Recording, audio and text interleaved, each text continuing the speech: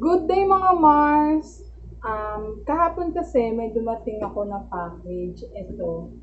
Alam niyo ba yung pakiramdam ko nung dumating to? Expected ko naman na darating to.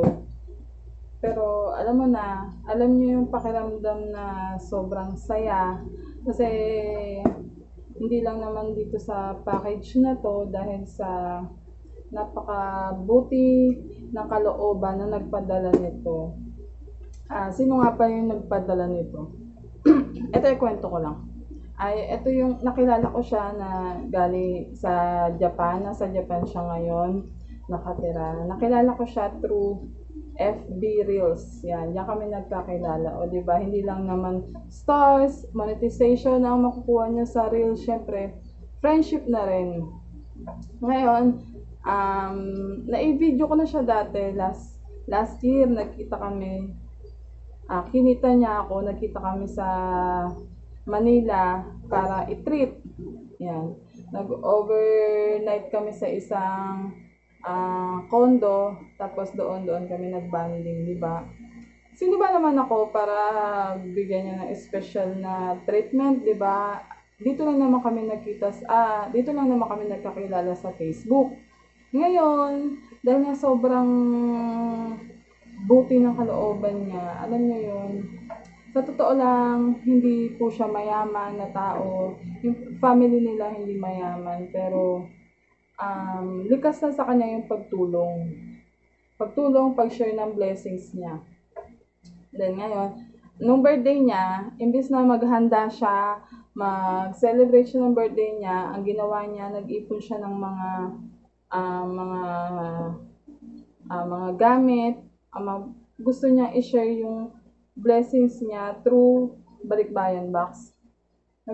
Nagpa-raffle siya ng balikbayan box, pero yung mga laman ng kahon, bini-video niya, yung mga may nagbibigay din, mga nag-share din, ng mga tao, meron pa nga siyang video na para sa kanya, pa-birthday sa kanya na chocolates, pero nilagay niya pa rin sa balikbayan box para i-share dito sa atin sa mga kababayan dito sa Pilipinas. Ngayon, nung birthday niya, di sumali kami sa sa live niya. Syempre may mga raffle. Hindi naman ako napili. As in, nabunot lang yung pangalan ko kasi ang dami rin naman nagsumali.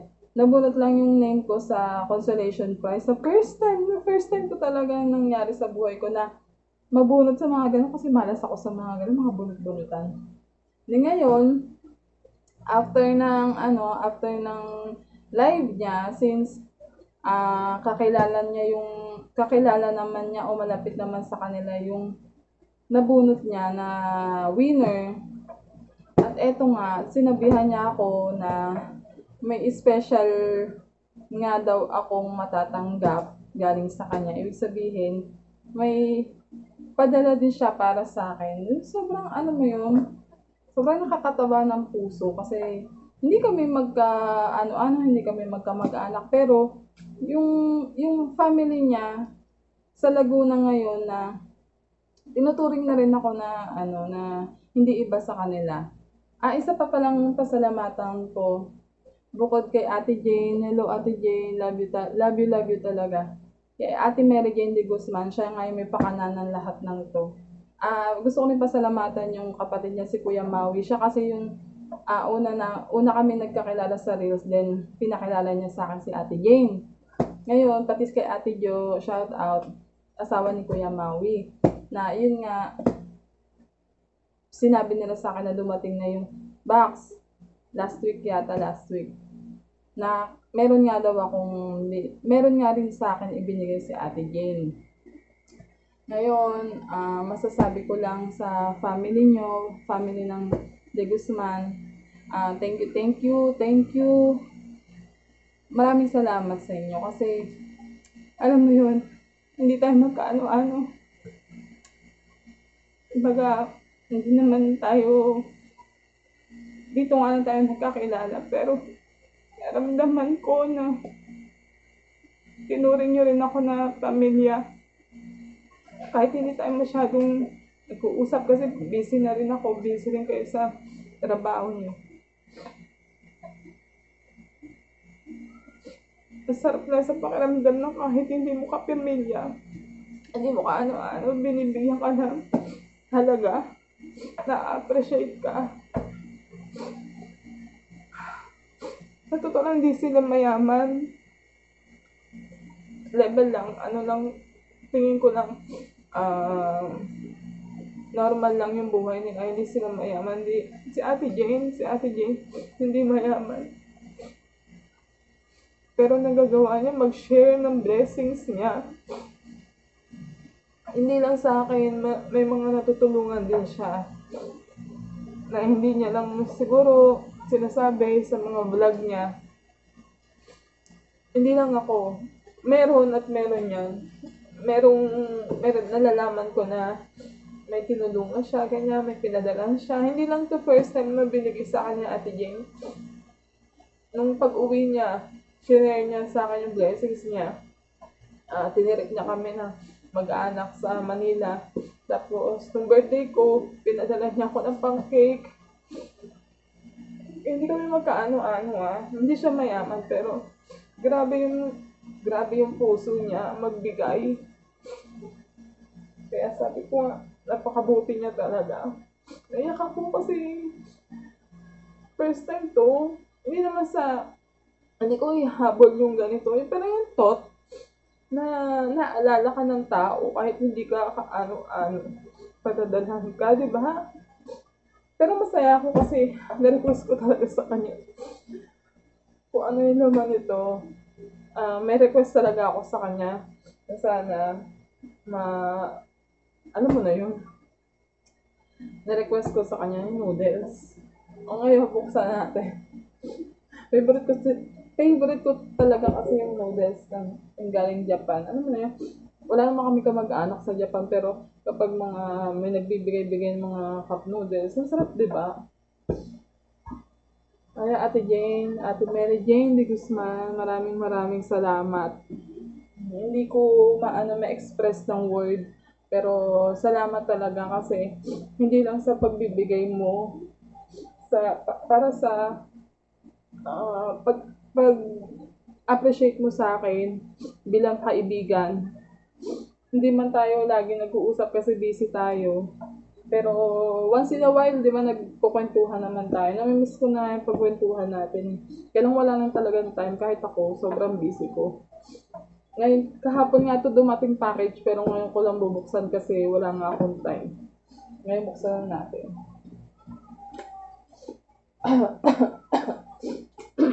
Hindi lang ako excited, pati si Daddy excited. At saka pala, salamat pala kay Karen at saka kay Ate Wing. Si Karen yung nagko-contact sa akin dito sa Pilipinas. Sa kanya, kumbaga sa kanya, binilin to. Tapos kay Ate Wing din. Hindi mo na tayo magkakilala, pero si Karen, nagkakilala na kami noon. Yung last year nga na nagkita, umuwi si Ate Jane. Nag-meet na kami. Pero si Ate Wing, maraming salamat Ate Wing At binigyan niyo ako ng oras. Binigyan niyo pa ng abala yung sarili niyo para ipadala to sa akin. Talaga.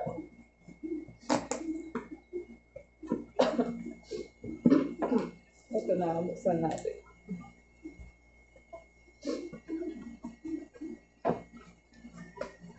Kung ano yung mga laman nito, talagang sobrang salamat sa mga nag-share.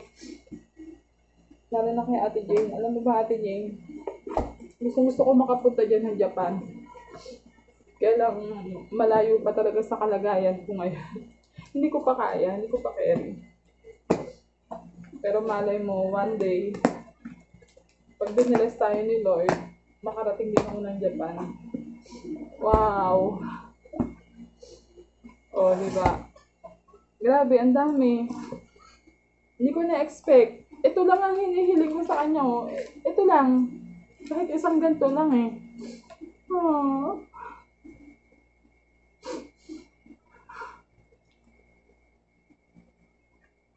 Ang dami.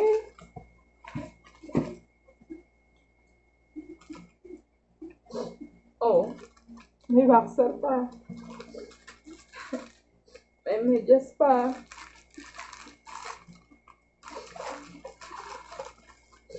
Oh, may baso. Ito, baso.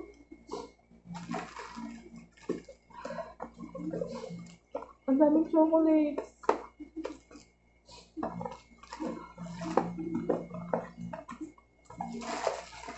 Candies. Oh. Ang dami, guys. Ang dami.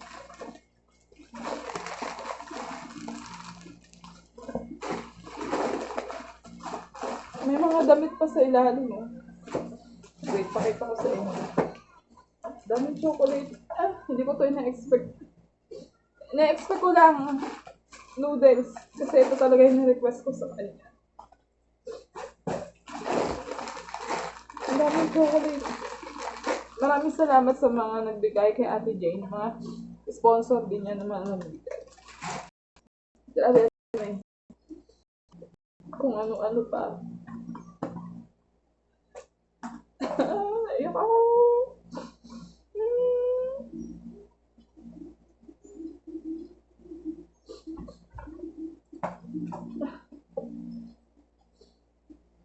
Ay, eto, yung sinasabi niya, yung mga, kasi may mga nagdo-donate sa kanya, mga donation.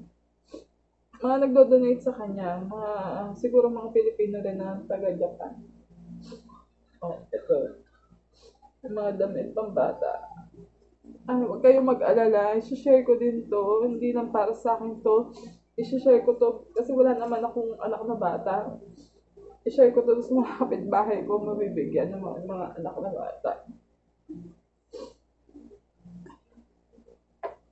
Ayan, ang dami pa dito. Tapos meron pa siyang sinabi sa akin na bibigay niya sa akin para kay Aki. Ah, eto. Ito yung para kay Aki. Para sa anak ko. Sinabi niya sa akin to. Tadam! Oh, Ate Jay, nandito na. Thank you talaga. So, yung para kay Aki. Sabi ko, magagamit niya to pang JS o kaya mga pang costume sa school, di ba? Pair. Americana. O baka nga kasya pa to kay daddy eh, kasi malaki pa to kay Aki. Pero mamaya papasukat ko sa kanila. Maraming salamat, Ate Jing. Ayan, ang dami pa dito. Mamaya ako napipiliin kasi may trabaho pa ako. May gagawin pa rin ako. Kaya basta maraming salamat, Ate Jane. Napakabuti ng puso mo. Pagpalain ka pa. Bigyan ka pa ng habang buhay at maraming pera. Maraming pera para marami pa siya ma-share sa ating mga kababayan at sa kanyang pamilya. Thank you. Mag-iingat kayo palagi niya ni Kuya Maui, ni Ate Jo. Maraming salamat sa inyo. Ate Weng, Karen, thank you. Kahit hindi pa tayo nag-meet, Ate Weng, maraming salamat sa inyo. God bless. Love you.